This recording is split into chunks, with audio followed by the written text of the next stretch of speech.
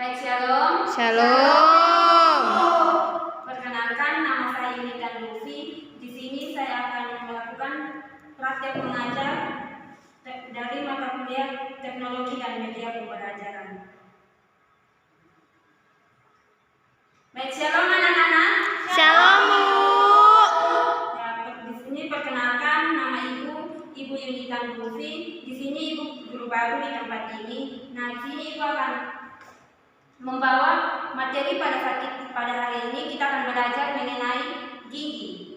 Nah, di sini materi yang akan kita pelajari yaitu menjaga kesehatan gigi dan mulut.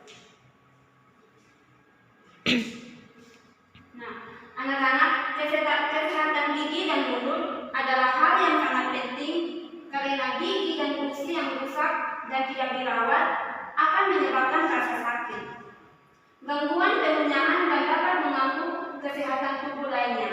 Bila tidak dibersihkan dengan baik, maka sisa makanan yang tertinggal di gigi akan membentuk koloni bersama bakteri yang disebut plak. Nah, anak-anak, ketika kita mengonsumsi sesuatu makanan atau dan sebagainya, di situ kita harus membersihkan gigi kita agar tidak ada bakteri yang tertinggal dalam gigi kita dan tidak menyebabkan sakit gigi. Ya, Bu. Nah, plak pada gigi selain dapat menyebabkan gigi berlubang, juga bisa menyebabkan peradangan pada gusi yang disebut gingivitis, dan bila dibiarkan akan bertambah parah menyebabkan penyakit yang akibatnya bisa menyebabkan kehilangan gigi. Nah, ketika kita tidak membersihkan gigi kita, di situ gigi kita akan berlubang dan bisa saja kita akan kehilangan gigi kita. Nah, gigi berlubang bisa disebabkan oleh bau mulut. Permasalahan yang sering timbul dari kebersihan gigi dan mulut yang kurang baik biasanya akan menimbulkan bau mulut yang tidak segar. Bau mulut yang tidak segar penyebabnya cukup beragam, tetapi penyebab bau mulut sebagian besar penyebabnya karena masalah pada kesehatan gigi dan gusi seperti gigi berlubang atau masalah pada gusi. Nah, ketika gigi kita sudah berlubang di situ akan menyebabkan bau mulut. Nah, ketika orang yang mendekati kita, mereka akan merasakan tidak nyaman karena bau mulut kita. Nah, di situ kita harus membersihkan gigi kita. Upaya menjaga kesehatan gigi dan mulut. Ada banyak upaya yang bisa kita lakukan untuk menjaga kesehatan gigi dan mulut kita. Yang pertama yaitu mendeteksi masalah gigi dan gusi sejak awal. Melakukan pemeriksaan gigi secara rutin memungkinkan dapat mendeteksi masalah gigi dan gusi yang memungkinkan dapat melakukan perawatan pada gigi, seperti menambah lubang yang masih kecil sebelum gigi kita mengalami kerusakan yang lebih parah. Penanganan ini justru akan menghemat biaya pengobatan dibandingkan pada kondisi gigi kita sudah parah. Dan yang kedua yaitu mengetahui kondisi kesehatan umum. Pada saat ketika kita merasa gigi kita sakit, kita memeriksa gigi kita kepada dokter, dan dokter dapat memberikan informasi kepada kita tentang penyakit yang diderita oleh kita. Karena dari kondisi gigi dan jaringan pendukung gigi dapat memberikan informasi dari tanda-tanda penyakit yang mungkin kita alami. Nah, bagaimana cara kita menyikat gigi yang baik?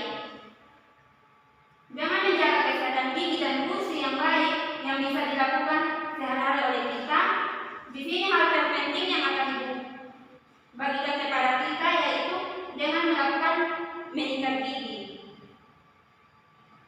Nah, bagaimana cara kita menyikat gigi yang baik? Di sini ada beberapa cara bagaimana kita dapat menyikat gigi kita dengan baik agar gigi kita boleh bersih dan terhindar dari bakteri-bakteri dari sisa-sisa makanan yang ada.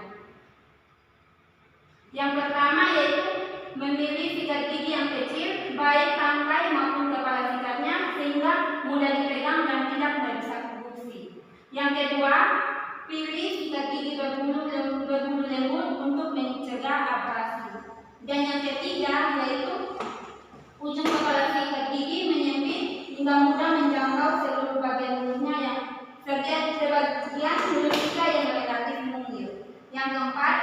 pastikan cara kita menyikat gigi sudah tepat, yaitu dengan tekanan yang sedang dan mengikuti arah dari gusi menuju gigi. Untuk lebih jelasnya, kita bisa menanyakan kepada dokter yang ada di sekitar kita pada saat kita melakukan pemeriksaan gigi.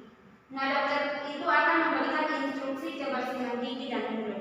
Nah, itulah beberapa cara bagaimana kita dapat menyikat gigi yang dengan baik agar gigi kita boleh terhindar dari bakteri-bakteri yang ada dari sisa makanan. Ya, Bu. Nah, kapan sebaiknya kita dapat mengganti sikat gigi kita? Yang pertama yaitu mengganti sikat gigi minimal setelah 3 bulan pemakaian. Untuk dapat mengganti sikat gigi adalah 3-4 bulan setelah sikat gigi tersebut sudah dipakai. Jadi ketika kita menggunakan sikat gigi, di situ sampai 3-4 bulan itu harus kita mengganti sikat giginya. Jangan tunggu sampai sikat gigi itu sudah rusak atau apa kalau kita mengganti, tetapi sampai 3 bulan sekali itu kita harus menggantinya. Dan yang kedua, segera mengganti sikat gigi sebelum bulu sikatnya rusak. Bila bulu sikat sudah mengalami perubahan bentuk serta posisi, tidak perlu untuk menunggu sampai 3 bulan. Kita bisa mulai mengganti sikat gigi yang sudah mengalami kerusakan. Ketika kita memaksa menggunakan sikat gigi yang sudah rusak, hanya akan membuat hasilnya tidak maksimal. Nah, ketika sikat gigi kita sudah rusak, kalau kita memaksa untuk menggunakannya, maka kebersihan gigi kita tidak akan bersih secara maksimal. Oke, hanya itu saja materi tentang bagaimana kita menjaga kesehatan gigi dan mulut kita. Nah, di sini aku akan memberikan satu video tentang bagaimana cara kita menjaga kesehatan gigi dan mulut kita.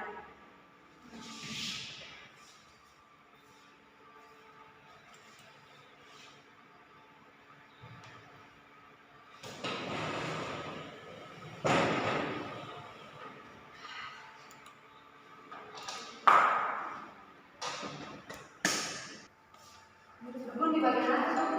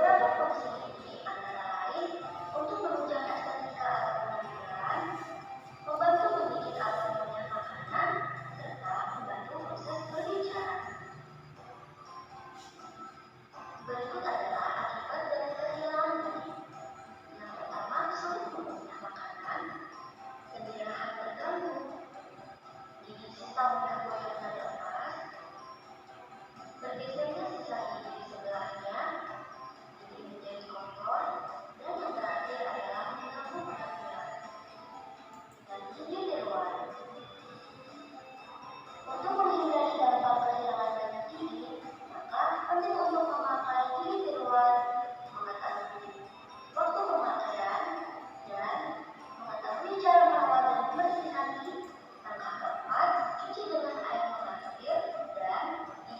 seharusnya dipakai kembali. Hal penting lainnya adalah kontrol rutin ke dokter gigi. Mengapa penting? Karena untuk mengetahui apakah gigi di ruang yang pakai atau ada kelainan di dalam lubang mulut. Jangan lupa lakukan kontrol rutin ke dokter gigi minimal 6 bulan sekali untuk menjaga kesehatan gigi dan mulut supaya tetap bersih dan sehat. Manis, perbanyak konsumsi sayur dan buah, serta rutin melakukan senam mulut. Tujuan senam wajah, mulut, dan kelenjar ludah berfungsi untuk meningkatkan laju air liur, meningkatkan pengucapan, mengurangi kotoran pada lidah, dan masih banyak manfaat lainnya. Yang pertama, dalam keadaan mulut tertutup, dorong hingga atas area depan. Masih dalam keadaan mulut tertutup, dorong hingga bawah ke area depan. Lalu, masih dalam keadaan mulut tertutup, dorong pipi yang kanan dengan lidah. Dorong pipi yang bagian superior dengan gerakan berputar, kemudian ulangi sesi ini sebanyak 5 kali. Proses kegiatan belajar air liur. Yang pertama, proses kegiatan tidak ada perlawanan ke kiri ke kanan. Ulangi sebanyak 5 kali.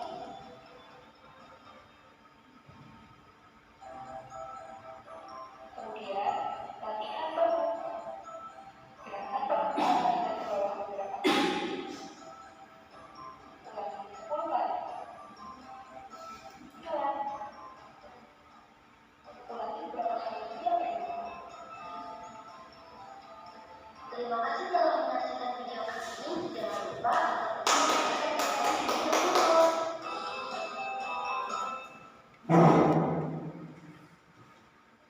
Ya baik anak-anak, itu tadi video singkat tentang bagaimana kita dapat menjaga kesehatan gigi dan mulut kita. Mungkin di akhir materi ini ada pertanyaan, Ibu silakan.